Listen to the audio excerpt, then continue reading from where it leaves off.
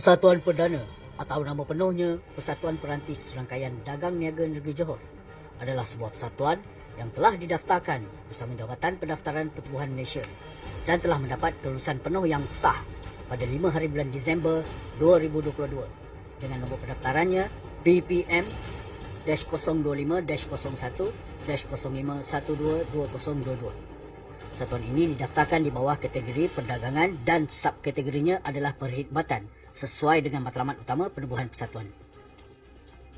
Matlamat persatuan yang termaktub di dalam Perlembagaan Pertubuhan adalah yang pertama, membentuk satu platform yang menggabungkan ahli, khususnya di dalam memulih serta menaiktarafkan semula penjanaan ekonomi. Yang kedua adalah untuk melaksanakan program-program pengetahuan, kemahiran, perkhidmatan serta platform perniagaan kepada ahli. Yang ketiga adalah untuk menyediakan ruang dan peluang yang telah digabung serta disusun secara sistematik bagi memudahcarakan kerja atau tugasan ahli. Yang keempat adalah untuk menyatupadukan setiap pemahaman, kemahiran, ideologi dan jati diri ahli dengan satu gabungan kekuatan di dalam penyatuan kaedah. Dan yang terakhir, yang kelima adalah untuk menarik minat serta memupuk semangat ahli bagi melaksanakan tanggungjawab di dalam usaha untuk membantu pihak-pihak lain yang memerlukan bantuan. Melalui program komuniti yang sedang dilaksanakan oleh Persatuan Perdana ini, fokus utama adalah untuk memupuk perpaduan ahli bagi membantu lebih ramai golongan-golongan lain di dalam usaha untuk memulihkan ekonomi masing-masing. Yang kedua adalah untuk menambah sumber pendapatan tambahan tanpa had kepada ahli agar dapat berdaya saing dengan kedudukan ekonomi sekarang.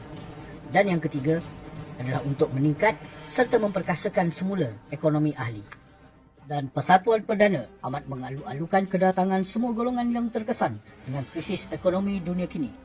Tidak kira sama ada seorang pelajar, penganggur, pekerja maupun peniaga atau sesiapa sahaja yang berminat untuk mendapatkan pendapatan tambahan tanpa had.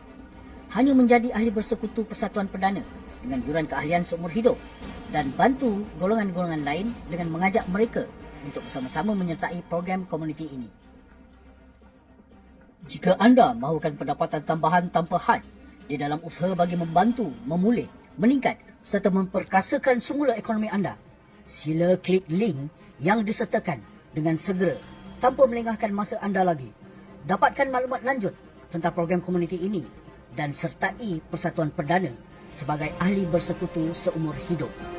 Jom kita berpersatuan.